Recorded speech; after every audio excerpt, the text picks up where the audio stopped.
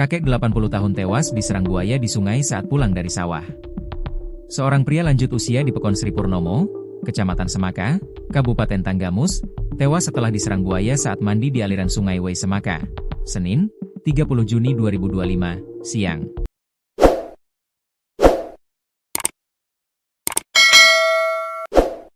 Mendapat laporan kejadian tersebut, personel piket siaga Polsek Semaka yang dipimpin Kapolsek AKP Sutarto, langsung menuju lokasi untuk melakukan olah tempat kejadian perkara, TKP, mendata saksi, dan mengamankan situasi. Turut hadir di lokasi sejumlah anggota dari Polres Tanggamus termasuk Kasat Binmas AKP Bambang Purwadi, dan Kasat Samapta AKP Mardiono, untuk membantu proses evakuasi dan pengumpulan informasi di lapangan.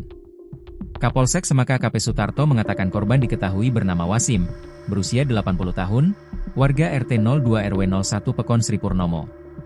Korban berhasil ditemukan dalam tempo 1 jam atau pukul 13 WIB, setelah buaya timbul dengan membawa korban di mulutnya, kata Sutarto.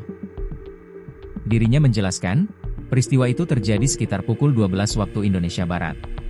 Sebelum kejadian, korban sedang membersihkan rumput di pekarangan belakang rumahnya yang berbatasan langsung dengan aliran sungai. Setelah selesai membabat rumput, korban diduga mandi di sungai. Saat itulah buaya tiba-tiba muncul dan langsung menggigit tubuh korban. Peristiwa itu pertama kali diketahui oleh seorang warga bernama Yusroni, yang kebetulan berada di kebun dekat lokasi dan melihat pakaian korban tertinggal serta seekor buaya yang bergerak mencurigakan di permukaan air. Karena curiga, Yusroni langsung memanggil warga lainnya untuk menolong. Saat warga tiba, korban terlihat masih berada di mulut buaya dan sedang diseret ke tengah sungai. Sungai yang saat itu dalam kondisi dangkal membuat warga nekat turun dan melempari buaya dengan batu secara beramai-ramai. Setelah beberapa kali dilempari, buaya akhirnya melepaskan tubuh korban. Namun saat dievakuasi, korban sudah dalam keadaan tidak bernyawa, jelasnya.